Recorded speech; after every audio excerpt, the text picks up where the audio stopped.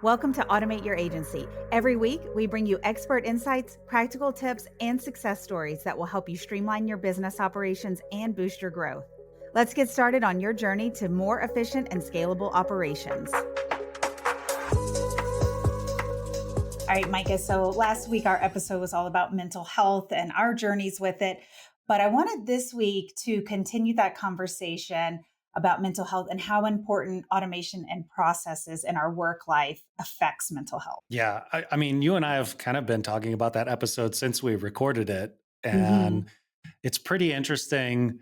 I know on a number of calls that I've had, I've said things like, I know this sounds really weird, but cold systems actually brings better company culture. And we've talked about that in some of our other episodes, but yeah, let's dive in. I'm really excited to chat about this. And we talk about company culture as like everybody that's a part of it, but we can bring it down to an individualist, like us as an individual being a part of the workday. How can we let some things go, let the stress go? And I thought about our journey as entrepreneurs and our journey together as entrepreneurs hmm is when we first had GoFanbase. And as we were growing and scaling, our stress was just growing and scaling. And I was getting to where I couldn't sleep at night. And I am a great sleeper, 8 hours straight a night. But whenever I'm missing out on sleep from stress, I know that that's a red flag now. But this was a recurring basis for me. I was be waking up in the middle of the night, having to jot down things in Evernote back then. And our team was also stressed. And that was really the point where, you and I said, we've got to put some processes in place. So hmm we had this, we started doing that, and life was great. I mean, you were leaving the office midday and going on a mountain biking excursion for, an hour or two in the afternoons. What I And like to refer to as the golden era of our go previous business. Yes. there. And then after we did the merger, we saw all of that stress come back in because we merged with a company that had no process, no systems, no standardization. So it was complete chaos every single day and really was impactful to us because we were trying to not just merge two companies, but massive chaos on that other side that we were trying to streamline. And that's when the stress really started catering. And we think about environment, there's so many um, medical professionals or, mental health professionals that talk about environment. And our workplace is a huge environment that we're a part of. We spend so much time in it. And even if we're not in it, like our brains are. And I think that's what I never even equated to environment is that if I'm thinking about something for 24/7, that's my environment. Like I'm still in that headspace. I'm still in that mental state. I'm still at the stress level. Doesn't matter if I'm in the office or at home. It's the same thing. Sometimes it's at worse at home because I'm trying to think about work and trying Mhm. to puzzle things out. And then we have family interruptions at home. Not great. Not great for Right. You got two anybody environments involved. colliding then. Yeah. Yeah. So so I mean, I think the whole concept here, and it's interesting kind of reminiscing on like we got things, we got into a very stressful growth period with our last business. We implemented processes and procedures, SOPs, automation, all the good stuff that we love to talk about. And then our levels went down. We hit that golden era. I had long lunches. I got to go mountain biking, come back, handle things, and it flowed really well. Then we introduced new circumstances. We merged with another company. That hmm brought in a whole new slew of stuff. And so for us, you and I, as we talk about this, like we got to do that roller coaster ride, but we got to see exactly what was controlling that. And that's really what led us to do what we're doing now. A big chunk of it hmm was going through that experience because we could see, if we put this stuff in place, life gets a lot easier, business gets a lot easier, hmm solving problems gets a lot easier. What if we could help other people do that? hmm Yeah. Then, I found myself talking a lot with potential clients is, what is the foundation that you need? And we talk about automation a lot, and we're talking about between platforms, but some of them are missing some pieces of foundation. And that project management system is really important at that core because then when you have an idea, you go put it into ClickUp, Asana, Monday, whatever your project management system. You're getting it out of your head because if not, you're just going to keep chewing on it. Oh, I can't forget to do this. I can't forget to do this. And it never has a place that you can just, your mind can let go. And then from there, you can start delegating to your team. You don't have to micromanage so much. You don't have to worry about consistency. And consistency can be from a checklist and a project management system, or consistency can also be from a bigger automation. Like the proposal automation or something like that, where we're tying in a number of things to happen. So every single time a client comes on board, it's the same. So what you're saying is when you get an idea, don't immediately get it out of your head and tell everybody and put it in Slack and act on it and expect it to happen right away. Because of course, I would never do that. Oh gosh, this one is such a sore subject. Yeah. Can of worms here. We're not going to dwell Yeah. on it on this episode, but we practice what we preach here too. Elaine, you and I, right? I'm a definitely verbal person. When I get an idea, I like talking it out because that's how I process things. You, on the other hand, do not want to hear that all the time. And and I'm not saying anything bad, but we had to learn that about how to work with each other and how to understand each other. And how did we solve it? We built a system. We built a Mhm. process that said, hey, when you get an idea, fill out this form, complete this document with a few questions on it so you can speak out loud, right? And get it Mhm. out of your head. And then the other person has time to review that and has time to analyze. And then we set up time to review these things. And Mhm. it really helped me, honestly. I'm still not the best at it, but it did help me build that habit into that system, into like, that's right. I need to structure this. I need to structure this thought. I need to put it, we can prioritize it. It's not urgent. We can address this.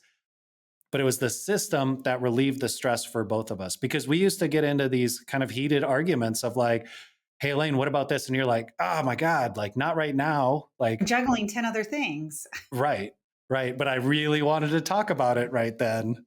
Yeah. Well, and we're talking about a circumstance between you and I, but we also do this to our team members, and other managers do that to their team members. And so, we're thinking of this mental health on both sides is how do the constant interruptions or your ideas affecting the mental health of other people? Because that also confuses priority. If you are Big sending time. a WhatsApp message, a Slack message, Teams message, whatever tool that you use to send to somebody with ideas or changes or whatever, that means urgent and now, when it may not be an urgent or now thing. And it may not even be something that goes into existence. Oh, So, yeah, it could. Like, how many times have we done it or have seen other leaders or partners of ours where they're like, hey, here's an idea. What about this? And we go, oh, crap. Yeah. All right, let's start. And we shift gears, or we do that to our team, or we see other managers do that to their team members. Like you're mhm, saying, like, and what comes out of it is like the manager is getting super confused why nothing else got done and all of a sudden this new idea got worked on simply because there wasn't enough system in place. And again, like that created, like you're saying, that urgency from the other team members going, oh crap, Elaine asked me to do this, well now I got to do this. You mhm. repeat that enough during a week and mental health starts going down into the crapper. Right. It brings the team down. And I'll use our podcast. I like using our podcast as an example because it's a real thing that people can, understand. And, with when we talk about automation, what tasks do we have to do for our team? Our team takes our podcast and then creates all the materials and gets things launched. Well, we keep improving on what that looks like. Yep. And I specifically am going in every week and like, hey, let's improve it this much. But I'm putting it in the podcast template discussion. So it's already existing where it is. Then our team can go and update the template so that next week, that new idea that I have for improvement is already a part of the process, and it's going to continue to be consistent from there. I don't have to worry about it after I put it where it belongs and I say, my team can take it and put it a part of the process. And then it's not me having to go and check back in. Hey, did this happen? Did this happen? I can see the status. I can see what tasks are still open, what tasks are there. Did they not do something? I don't have to bug them. And then that's when I I can love start this letting example, go. Elaine. And the team doesn't have to be micromanaged by me constantly following up. Everything's right there.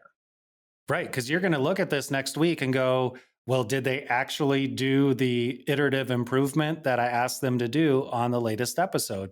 If Hmm. not, why? Like, did they just not read it? Did they not check it? Did they forget? What was the situation? And you can address it from there versus like, hey guys, did you see my note? Hey, I just slacked you something. Hey, I Hey, why also put didn't it this in happen? ClickUp. Yeah. I asked you to name these things in Canva this and you didn't do it. Like, no, like it's all right there and very simple. Hmm. And sometimes that can also include a Loom video or how to along with it, because maybe it isn't something straightforward.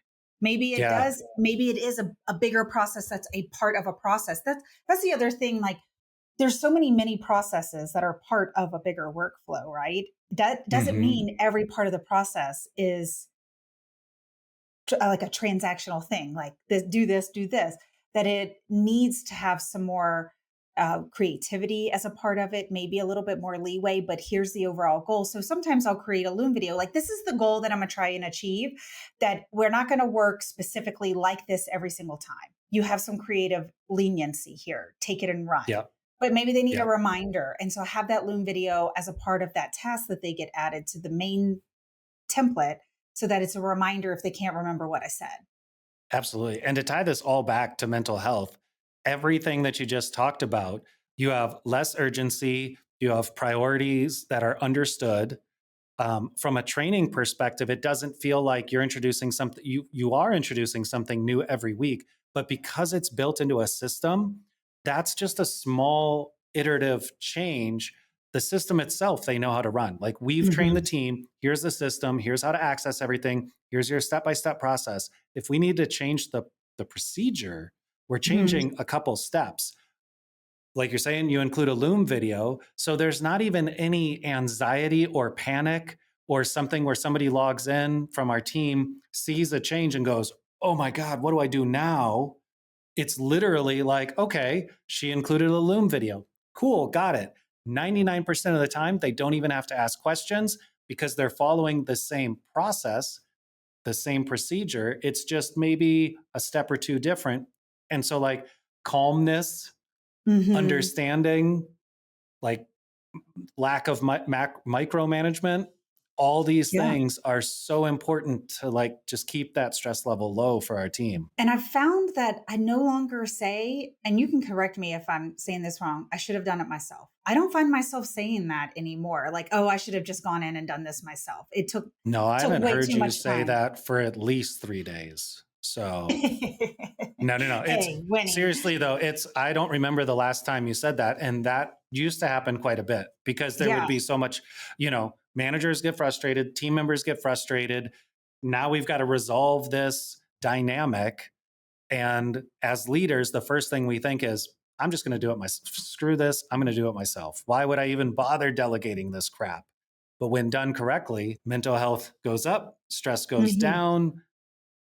Elaine no longer Delegation can says, happen. I should have done it myself. I started learning this. It took a long time. I'm not going to say it was an immediate thing, but my God, I remember in GoFanbase, we did a ton of graphic design work. And this was before Canva. We started this business before Canva was big or even existed possibly.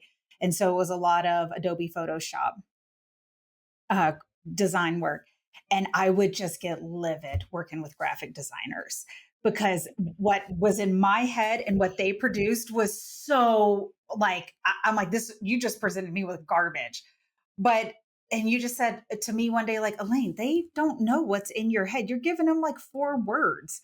And you think, what glamorous car dealership and social media icons, what you have in your head with those 4 things is not the same thing to somebody else. Like there's no way they're going to know. And that has carried through in every single instance in business. If they don't have what's in your head, there is no way that they can come close to what you're imagining. burnout. Yeah. Yeah. And a lot of, I mean, we've talked about this in the past, but I remember just me trying to delegate at the very early stages of my career was literally me telling somebody, hey, we should do this. I didn't even have enough smarts to say, hey, can you please do this? I just said, hey, we should do this. And then expected Mhm. like they should understand that I meant them because obviously I'm saying it to them. No Mhm. task, no description. They didn't even get 4 words. It was just like a kind of this random see you in the hallway. Hey, we should do this. And then I got pissed when things didn't get done. I'm not even Mhm. exaggerating. No, we get frustrated. We get so pissed thinking it's the other person when Hmm. it's not necessarily them. They could be a great designer or a great person, but we didn't give them enough information. We have carried this idea through even to production work with our team. If you create a task for something that needs to be done, we it's created every single task in that project has an outline in the description.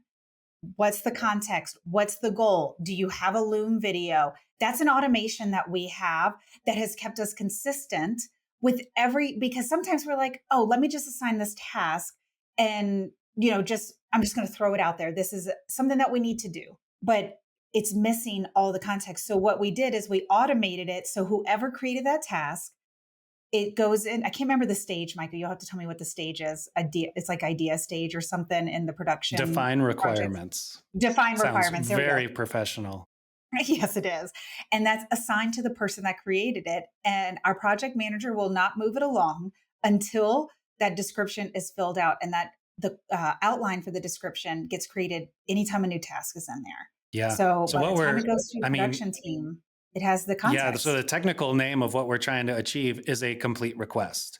We want, by the Mm, time we get it to the production team, we want to give them a complete request, which the definition of that essentially is you can look at this request and you have 0 questions. That's always our goal. We don't always achieve it. It's very difficult to do, but it's a hell of a lot better than giving no context, just a task name, no priorities, not even an assignment and expecting it to get done somehow magically with the 100 other ideas that you threw into a project inside of your project management system. mhm. When we say it like that, it makes it very clear. You know what I realized a second ago as we were talking through this, Elaine, is if anybody has watched Caesar Milan, which I'm sure they have at some point, the moral of every episode of Caesar Milan is it's not the dog's fault, it's the owner's fault. And I realized we are the owners in this case.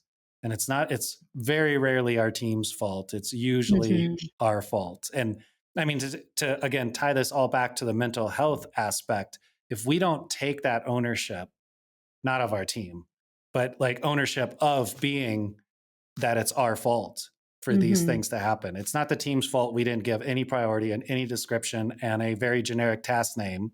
Mhm. Like that's not their fault. That's our fault. And until we take ownership of that fault, everybody's mental, like our mental health is down, the team's mental health is down, business sucks. Like it's hard to Mhm. work with people. The trust isn't there. The frustration is there. The dynamics are horrible. The culture is horrible.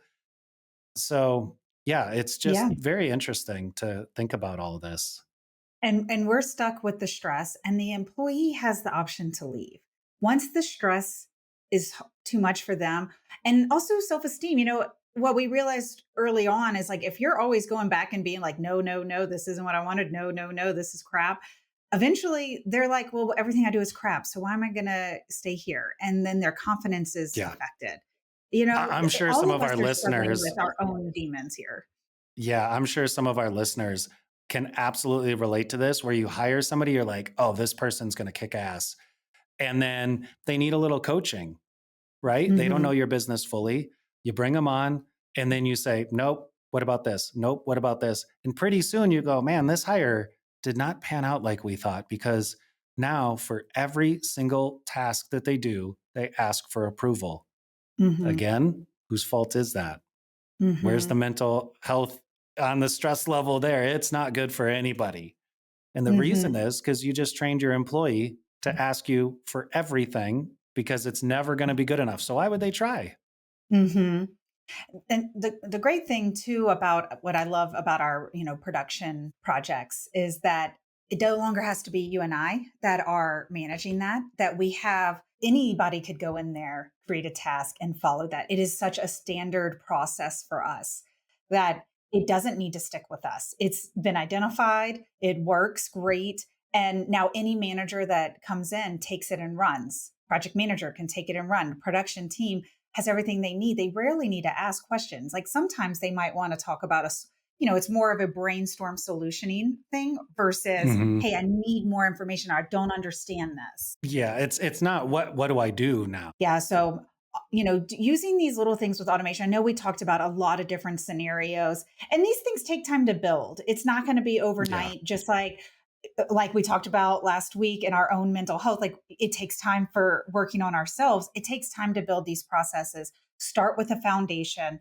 have everybody working in the system similarly so that you don't have eight different ways that people are using your project management system, but start with that foundation, get automation working inside of that, and then you can start building bigger automation with the other software platforms.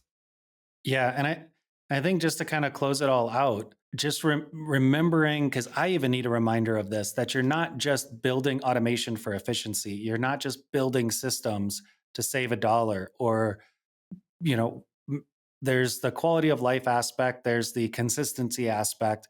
But I don't think we've ever touched on it on any episode before this, that when you are building systems, when you are building processes and procedures, when you're building automation, you're actually improving company culture. You're actually improving mental health for yourself and for your team.